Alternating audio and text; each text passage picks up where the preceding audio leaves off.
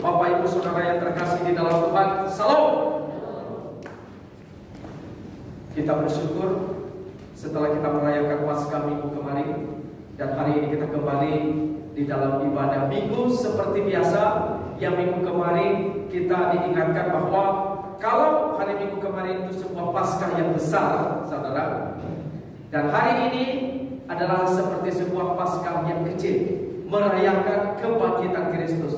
Jadi biarlah semangat dari Paskah selalu kita bawa setiap kita beribadah setiap hari Minggu, karena yang kita rayakan yaitu adalah kebangkitan Kristus Juru Selamat kita yang sudah menyelamatkan kita. Hari ini kita membahas satu tema, matikan yang duniawi. Mari kita buka 1 Petrus 1 ayat 13 sampai 21. Silakan saudara buka Alkitab saudara masing-masing.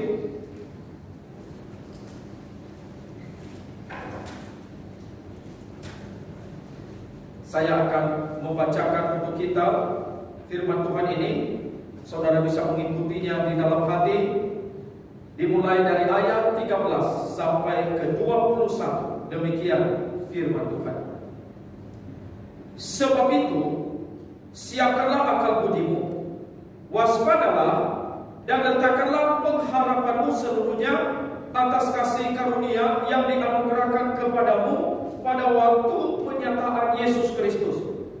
Hiduplah sebagai anak-anak yang taat dan jangan turuti hawa nafsu yang menguasai kamu pada waktu kebodohanmu. Tetapi hendaklah kamu menjadi kudus di dalam seluruh hidupmu, sama seperti Dia yang kudus yang telah memanggil kamu.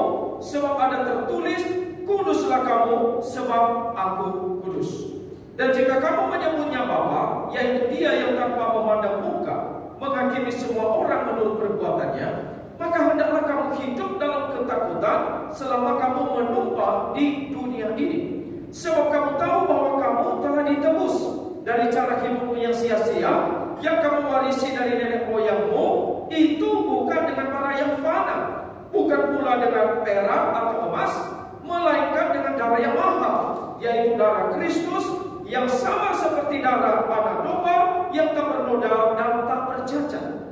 Ia yang tak bernoda dan Ia telah dipilih sebelum dunia dijadikan, tetapi karena kamu baru menyatakan dirinya pada zaman akhir, oleh Dialah kamu percaya kepada Allah yang telah membangkitkan Dia dari antara orang mati dan yang telah memuliakannya, sehingga imanmu dan pengharapanmu tertuju kepada Allah. Demikian saudara pembacaan firman Tuhan. Biarlah kita yang mendengar firman ini sungguh-sungguh melakukan, sebab yang melakukan itulah yang paling diberkati dan berbahagia di dalam kehidupan ini. Saudara, di awal khutbah ini saya mengajak kita semua untuk merenungkan satu kata. Kita pikirkan kata ini saudara, yaitu konsekuensi. Hampir setiap hal dalam kehidupan kita ini ada konsekuensi. Ada konsekuensi yang logis yang akan kita hadapi, saudara. Saya memberikan beberapa contoh. Misalnya, saudara, kita yang sudah menikah sebagai suami, sebagai istri, ada konsekuensi logis dari pernikahan itu, yaitu adalah menjaga supaya relasi kita menjadi sebuah relasi yang harmonis, saling mengasihi, saling menjaga kesatuan, supaya keluarga itu bisa damai, saudara. Tentunya saudara-saudara, konsekuensinya kalau sudah menikah, ya meskipun menghadapi banyak tantangan, ada masalahnya saudara, yang kita berusaha untuk menjaga sebisa mungkin tetap bisa diselesaikan agar keutuhannya itu tetap bisa berjalan dengan baik. Gak mungkin kalau ada masalah sedikit lalu kita berkata kepada pasangan kita, ya sudahlah, kita boleh jalan sendiri-sendiri. Meskipun mungkin kita satu rumah, tapi boleh si A jalan ke situ, si B jalan ke situ. Saudara, ini bukan sebuah konsekuensi yang logis, saudara. Ini sangat tidak logis, karena keluarga mesti jalan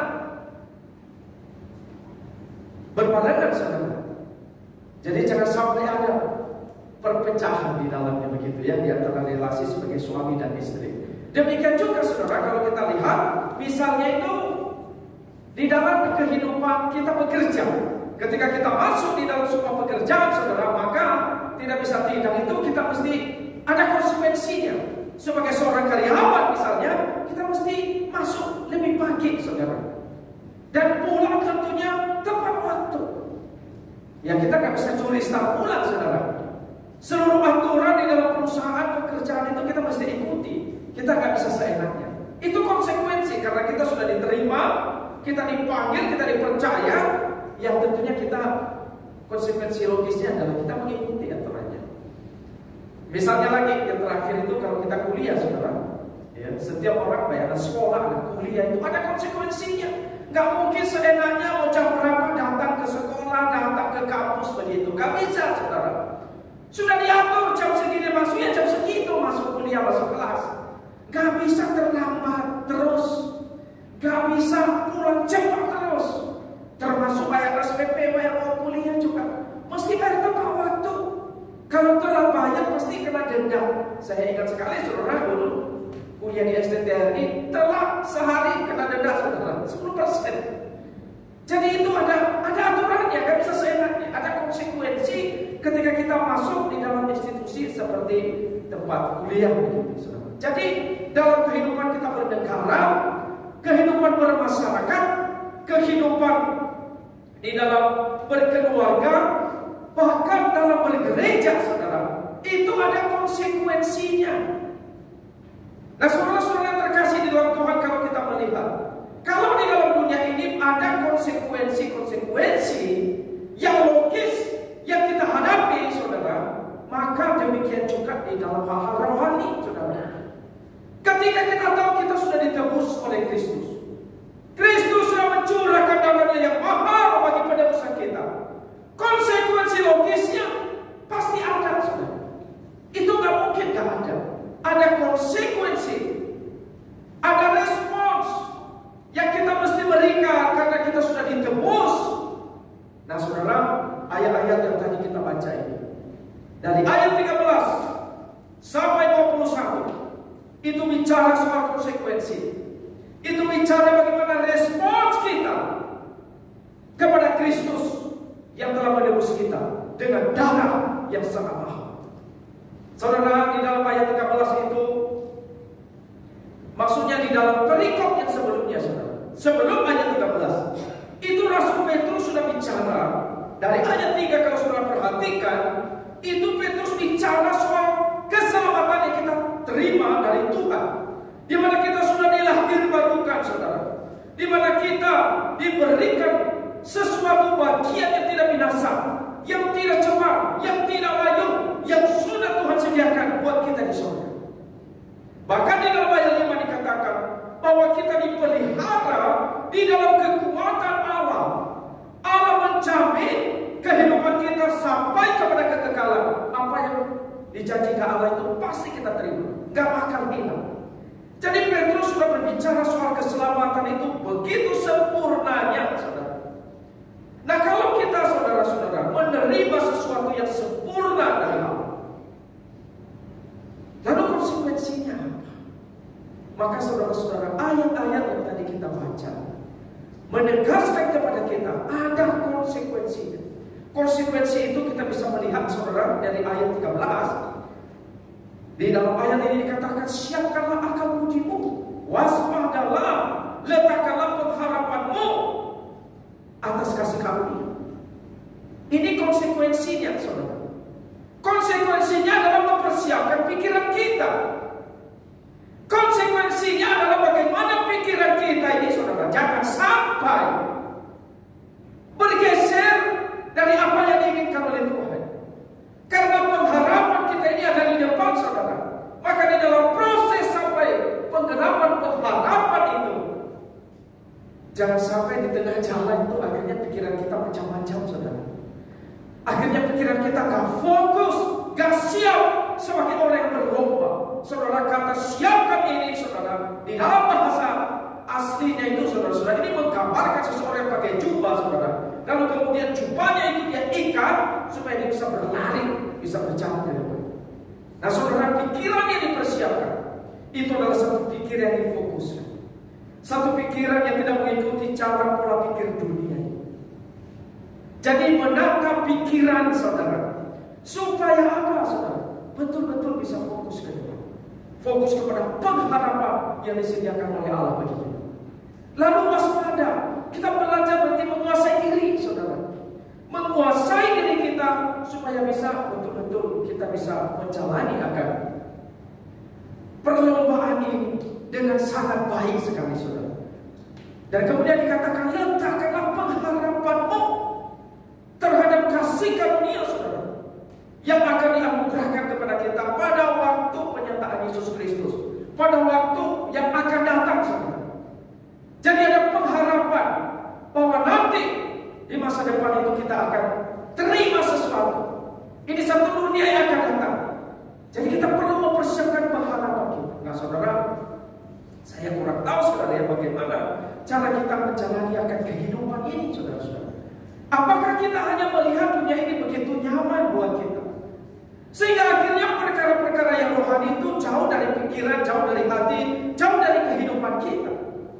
Saudara, ketika saya membaca, mendengar satu kalimat, saudara, mendengar satu pemaparan yang saya kira cukup bagus, saudara. Dia mengatakan kalau kita terlalu nyaman, ya, saudara, dengan pekerjaan kita di dunia ini, terlalu nyaman dengan dunia ini, kita menjadikan dunia ini sebagai zona nyaman kita. Kita nggak melihat dunia yang akan datang. Saudara, dia berkata jangan-jangan ada yang salah di dalam iman kita, sehingga akhirnya kita tidak memikirkan hal-hal yang ke depan tentang dunia yang akan datang, yang Tuhan sudah sediakan buat kita.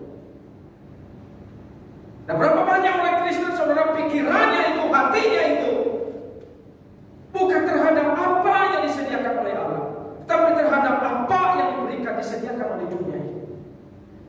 Makanya firman Tuhan ingatkan kita, siapkan akamunimu, waspada, letakkan pengharapanmu kepada Tuhan. Saudara, jadi kita perlu menata pikiran, saudara, perlu menata hati kita, menata kehidupan ini. Karena inilah konsekuensi logis, karena kita sudah ditebus. Tadi kita sudah nyanyikan, dan kita baca di dalam ayat ini, kita ditebus dari apa, saudara? Kita ditebus dari cara hidup yang sia-sia, dari dosa. Kita ditebus dari segala hal-hal yang kosong, yang tidak berarti dari dunia ini. Kita diberi satu kehidupan yang baru.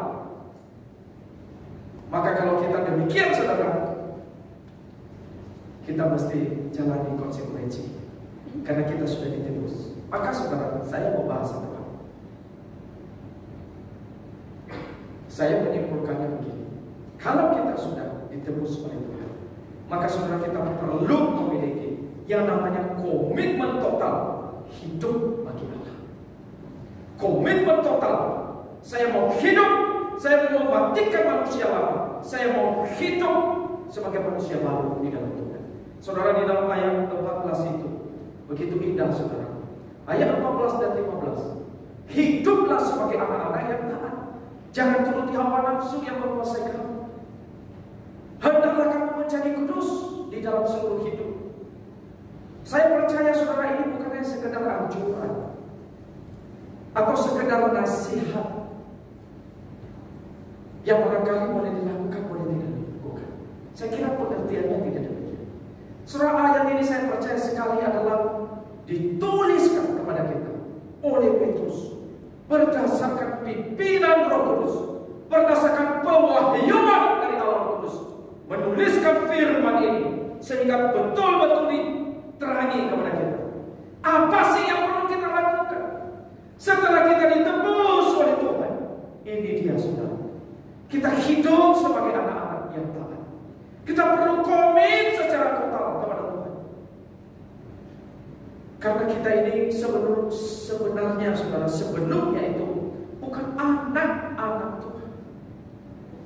Tapi kemudian kita diangkat, diadopsi jadi anak-anak Tuhan. Maka sebagai anak-anak yang sudah diadopsi, diselamatkan oleh Tuhan, hiduplah sebagai anak yang taat. Dan saya yakin ketaatan ini bukan sebuah ketaatan setengah hati, tapi ini sebuah ketaatan yang penuh. Yang dimaksud itu adalah totalitas. Karena kita sudah ditebus, Tuhan sudah mati buat kita. Nah, saudara-saudara, ini konsekuensi logisnya. Nah, saudara, orang yang sudah dibenarkan tidak bisa seenaknya berbuat dosa. Kalau kita sudah diselamatkan, itu berarti kita sudah dilahirkan. Kita telah ditransformasi direformasi. Kita telah dilepaskan, dimerdekakan dari manusia lama. Kita sudah diberi satu manusia baru. Firman Tuhan itu mengatakan, siapa yang ada di dalam Kristus, ia adalah ciptaan yang baru. Yang lama itu sudah berlalu, yang baru itu sudah datang. Jadi saudara, mari kita sekarang melihat kehidupan kita di dalam Tuhan. Ini satu kehidupan yang baru, bukan kehidupan yang lama. Tadi pagi saudara, waktu saudara datang ke gereja, saya yakin sekali saudara, kemudian mandi, ya, setelah mandi kita melepaskan baju, entah baju tidur atau baju lama kita kenakan baju yang baru saudara. Gak ada di sini yang pakai baju tidur, benar kan ya? Gak ada di sini yang bawa pakai baju lamanya, pasti yang baju baru yang tadi, yang sudah dicuci, sudah digosok, sudah dikasih pewangi gitu ya, udah dipersiapkan mungkin saudara ya. Mungkin ada yang seminggu yang lalu dan mempersiapkan bajunya untuk ibadah lagi. Benar ya, ada ya. Kalau baju saya semalam saya sudah siapkan saudara. Biasanya saya hari Minggu itu, besok saya pelayanan pagi-pagi, malamnya saya siapkan. Besok saya mau pakai baju apa? Saya sudah gantungin saudara, udah pisahkan.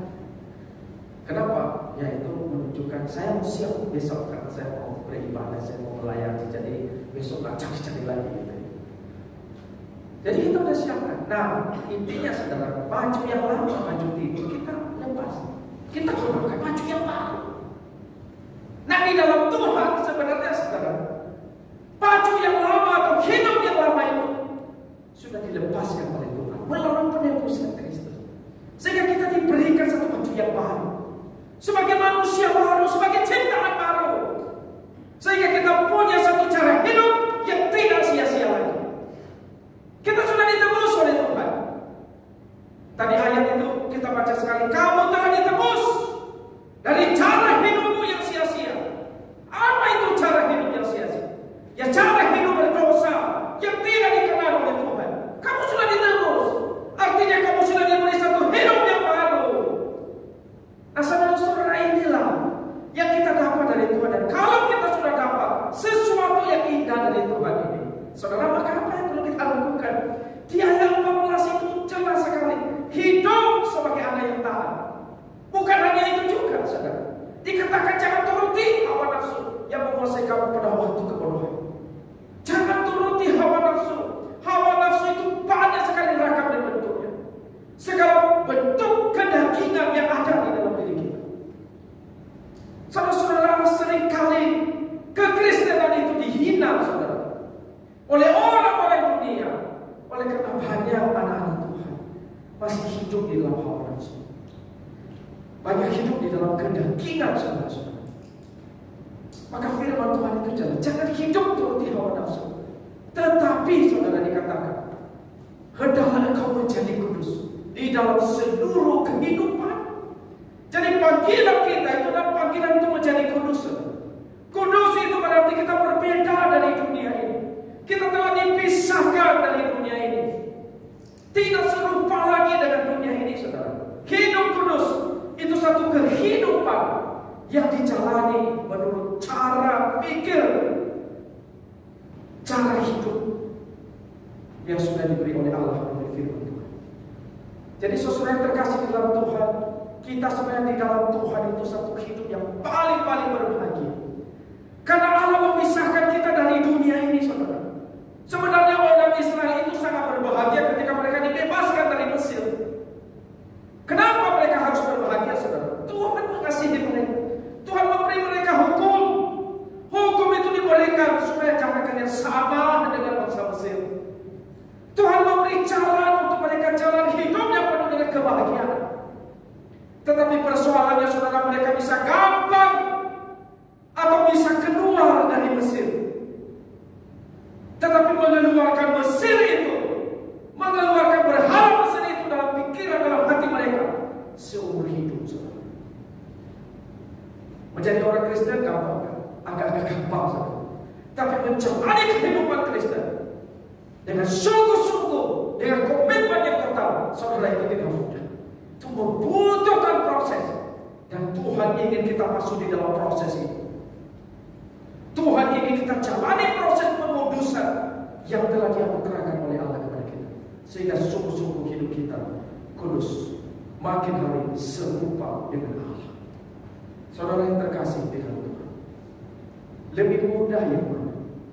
Hidup buat Tuhan atau mati buat Tuhan?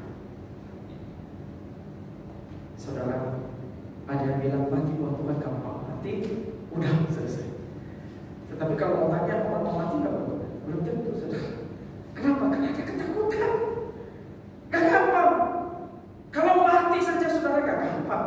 Hidup buat Tuhan itu jauh lebih sulit, saudara. Karena orang kalau mati udah selesai perjuangannya di dunia. Tapi kalau namanya hidup, kita mesti berjuang.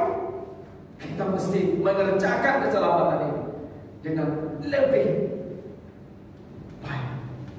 Jadi saudara, ini dua-duanya gak gampang. Dua-duanya sulit. Nah kalau ini dua-duanya sulit, lalu kita mau ngapain? Apakah kita boleh berkata, enggak, saya boleh hidup semaunya? Apa bisa begitu? Gak bisa juga, saudara.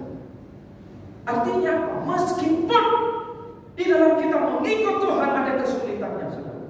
Tapi kalau kita sadar pengorbanan Kristus buat kita, penebusan Kristus, saudara, mestinya mendorong kita untuk lebih hidup buat Tuhan. Meskipun itu sulit, tapi kita tahu mengapa saya taat. Kita tahu apa alasannya mengapa kita hidup kudus, mengapa kita harus tinggalkan manusia lama kita. Kita tahu alasannya apa? Penebusan Kristus. Jadi sebenarnya saudara, penebusan Kristus ini adalah sebuah dasar untuk mendorong, memotivasi, menolong kita, sehingga kita berani mematikan yang duniawi, berani menghidupi hal-hal yang rohani, yang surgawi, yang diinginkan oleh Tuhan. Saudara yang terkasih di dalam Tuhan, orang yang punya komitmen total pada Allah hanya berkata, apapun kondisinya, saya akan taat pada Allah. Saya akan menjaga hidup terus. Saya akan mematikan manusia lama. Saya akan melawan dosa. Dan saya akan berjuang di dalam pimpinan pertolongan Allah Kudus. Aku mau berjuang bersandar Roh Kudus, menyenangkan hati. Ini orang yang punya komitmen. Orang yang punya komitmen itu, meskipun dia dicela, meskipun dia dikritik, meskipun dia ditolak, tapi dia berkata, saya tidak mau pergi. Karena saya tahu jalan hidup yang kujalani, ini jalan hidup di dalam kebenaran. Sama seperti Kristus ketika dia hadir di dalam dunia, saudara. Tidak sedikit dia dicela, dihina, tetapi dia jalan setia, komit sampai mati di kayu salib. Kenapa, saudara? Inilah orang yang berkomitmen total. Yang berkomitmen total akan berkata, apapun kondisinya, apapun keadaannya, saya mau setia kepada Allah. Orang yang berkomitmen total itu tidak akan berkata, untuk apa hidup suci? Untuk apa saya hidup jujur? Saya capek. Untuk apa saya taat? Kayaknya gak ada gunanya. Orang yang berkomitmen total tidak akan berkata demikian, saudara. Tidak akan berkata, ngapain saya harus dengar firman Tuhan? Ngapain saya harus tiap minggu datang ke gereja? Orang yang punya komitmen total tidak akan berkata demikian. Dia tidak akan bilang, ngapain sih saya harus melayani? Capek-capek, sudah melayani, dikritik lagi. Sudah melayani, gak dipuji lagi. Sudah melayani, upahnya gak tahu ada apa. Gak mungkin berkata begitu, saudara. Orang yang komitmen total kepada Allah akan berkata, saya akan setia kepada Allah, saya akan taat kepada Allah, saya akan melayani Allah, meskipun ada harganya. Bahkan sebesar apapun harganya, berapapun harga yang harus saya bayar, tapi demi Allah, demi Kristus, saya akan melakukannya. Saudara, gereja yang sungguh-sungguh mau melakukan firman Tuhan seperti ini akan diberkati oleh Tuhan. Orang Kristen yang punya komitmen total seperti ini juga menikmati anugerah berkat dari Tuhan. Setiap institusi, entah sekolah, kalau sungguh-sungguh komit kepada Allah, akan menikmati damai dari Tuhan. Makanya saudara yang terkasih dalam Tuhan, mari kita boleh mempunyai satu komitmen yang total dalam hidup, bukan setengah hati dalam kita mengikut Tuhan. Kalau kita mau mematikan yang duniawi, kita punya komitmen total. Karena hanya orang-orang yang berkomitmen total ini, saudara, yang bisa berbagian di dalam kegerakan Allah. Siapa orang yang bisa dipakai oleh Tuhan? Hanya mereka yang sungguh-sungguh ada hati untuk Tuhan. Siapa yang mau dipakai oleh Tuhan? Hanya mereka yang sungguh-sungguh, saudara, mau hidup buat Tuhan. Saudara yang terkasih dalam Tuhan, saya mendorong setiap kita sungguh-sungguh punya komitmen total kepada Tuhan. Maka melalui firman Tuhan hari ini, saudara, mari kita memikirkan apakah Allah memandang kita sebagai orang yang berkomitmen total kepada Dia. Apakah Allah menemukan kita saat ini sebagai orang percaya, sebagai umatnya, sebagai muridnya, dan Dia tahu, aku tahu hati dan kau berkomitmen total kepada. Apakah Allah menemukan kita seperti itu? Saudara-saudara yang terkasih dalam Tuhan, firman Tuhan hari ini sungguh mengingatkan kita konsekuensi logis dari penebusan dari Kristus. Mestinya saudara kita paham, kita semakin hidup di dalamnya. Saudara, kalau kita lihat ayat selanjutnya itu mengingatkan kita ya, ayat 17. Dan jika kamu menyebutnya Bapa, yaitu Dia yang tanpa memandang muka menghakimi semua orang menurut perbuatannya, maka hendaklah kamu hidup dalam ketakutan selama kamu menumpang di dunia ini. Hendaklah kamu hidup dalam ketakutan. Ini konsekuensi logis, saudara. Kalau kita menyebut Allah sebagai Bapa, kalau kita tahu Dia juru selamat kita, mengenal Yesus Kristus penyelamat kita, saudara, kita perlu hormat, takut kepada Tuhan. Kita takut kepada Allah. Kita takut melakukan hal-hal yang melukakan hati. Kita takut berbuat dosa. Kita takut kejahatan. Tapi apakah saudara, orang hari ini lebih takut kepada Tuhan atau lebih takut kepada yang lain, saudara? Apakah melihat sesuatu dosa itu sesuatu yang serius di mata Tuhan? Saudara, saya membaca sebuah artikel ya, cukup menolong kita untuk bisa memahami, saudara, tentang kehidupan manusia di dunia ini. Seperti perang sekarang ini. Apakah perang yang mematikan banyak orang dapat disebut sebagai solusi di tengah dunia? Adakah kita misalnya melihat seperti perang Rusia melawan Ukraina itu sebagai solusi atau sebagai kejahatan yang telah membunuh banyak orang? Apakah kita melihat ada keseriusan dosa di situ, saudara? Soalnya ini bukan persoalan yang sepele, saudara. Apakah dapat kita melihat misalnya perilaku pedofilia yang melecehkan ratusan anak dapat dianggap sebagai reaksi natural dari tubuh yang diciptakan Tuhan dan bukan pelecehan, itu bukan kejahatan, itu bukan perbuatan bejat? Apakah bisa dianggap seperti itu? Apakah orang yang melakukan korupsi, saudara, dapat dianggap sebagai mengalihkan dana dari semua rakyat untuk kesejahteraan? Apakah dosa itu bisa disepelekan seperti itu, saudara? Tapi faktanya di dalam dunia ini, dosa itu dianggap sesuatu yang biasa, yang lumrah. Jadi saudara, kita lihat orang tak melihat dosa itu sebagai persoalan serius di hadapan Tuhan. Kenapa, saudara? Karena kepekaan terhadap dosa itu, keseriusan melihat dosa itu terkadang manusia itu sudah mulai pudar, saudara. Hati sudah tidak sensitif. Tiap minggu, saudara, dalam ibadah seperti tadi itu kita ngaku dosa. Tapi pertanyaannya, saudara, apakah kita betul-betul melihat dosa itu sebagai persoalan serius? Atau kita hanya karena ritual saja, rutinitas, kebiasaan?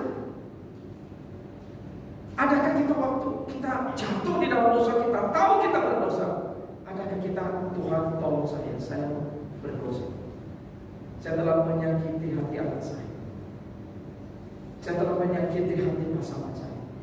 Adakah kita lihat ini serius? Saudara, sebagai murid Kristus ya, saudara,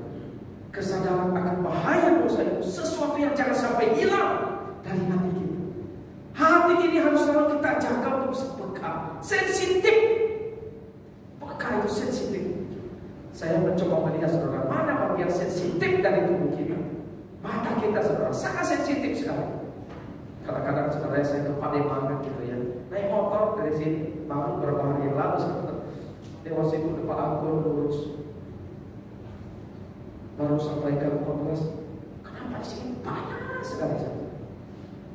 Mata saya kayak, wah mungkin pas tentang gimana gitu tadi, jalan mana ada yang masak, sambal masuk ke dalam, sangat sensitif saudara, sensitif. Dia mau masuk dikit, mata kita itu sensitif. Tapi coba misalnya kalau di kaki kita saudara ya, ada orang itu kadang-kadang jalan ya, kalau lihat orang habis sampah di gereja itu dia nggak pakai sepatu saudara. Saya yakin kakinya itu kepalanya itu kalau ditusuk dengan jarum atau apapun bisa saudara. Waktu saya kecil saya suka mainin kulit kaki saya saudara.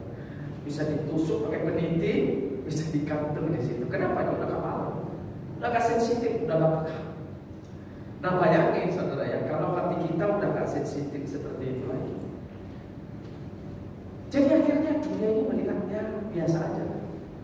Soal kita melakukan ini, melakukan itu, dianggap udah biasa, lumrah. Tapi kalau sensitif seperti mata kita, saudara, kita langsung melihat bahwa ini ada sesuatu yang berbeda. Saudara, mari kita jaga rohani kita supaya tetap sensitif.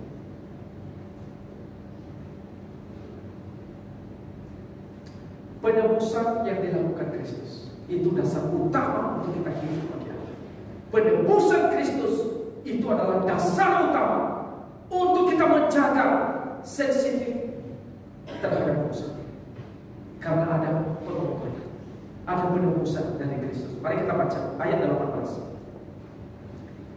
Kita baca ayat 18. Silakan saudara lihat Alkitab saudara masing-masing. Ayat 18 ya. Sebab kamu tahu bahwa kamu telah ditebus dari cara hidup yang sia-sia, yang kamu warisi dari nenek moyangmu itu, bukan dengan barang yang fana, bukan pula dengan perak atau emas.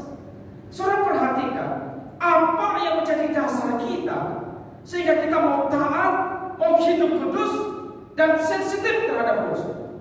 Apa yang menjadi dasar untuk kita hidup komitmen total kepada Allah? Dasarnya saudara, karena penebusan. Sebab kamu tahu kamu sudah ditebus. Jadi dari ayat 13 itu sudah bicara konsekuensinya. Dan konsekuensi itu diberikan saudara. Kemudian dijelaskan dasarnya apa? Kenapa kita harus taat? Kenapa harus hidup kudus? Jawabannya itu ayat 18. Sebab kamu tahu. Apa yang kita tahu? Yaitu kita sudah ditebus. Makanya hidup kita saudara jangan lagi sama seperti orang dunia. Yang duniawi harus kita matikan. Kenapa? Kita sudah ditebus. Ditebus dari apa saudara? Dari cara hidup yang sia-sia.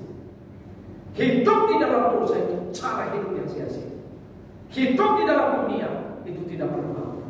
Itu jalan hidup yang berakhir di dalam kematian, kebinasaan. Dan Tuhan tebus kita dari hidup yang sia-sia. Dan kita ditebus dengan apa saudara? Itu dikatakan bukan dengan emas dan bukan juga dengan perak. Saudara, perak sama emas itu punya nilai cukup mahal. Dan orang dunia melihat ini mahal sekali. Bahkan banyak orang saudara meninggalkan Tuhan, rela tinggalkan Tuhan itu demi emas, demi perak. Tapi firman Tuhan ini mengatakan emas dan perak tidak ada apa-apanya. Kita ditebus bukan oleh perak, bukan oleh emas. Kita ditebus oleh apa? Ayat 19. Melainkan dengan darah yang mahal. Kita telah ditebus dengan darah yang mahal. Perak emas itu sudah mahal, tetapi darah Kristus lebih mahal. Kita ditebus dengan darah yang mahal, darah Kristus.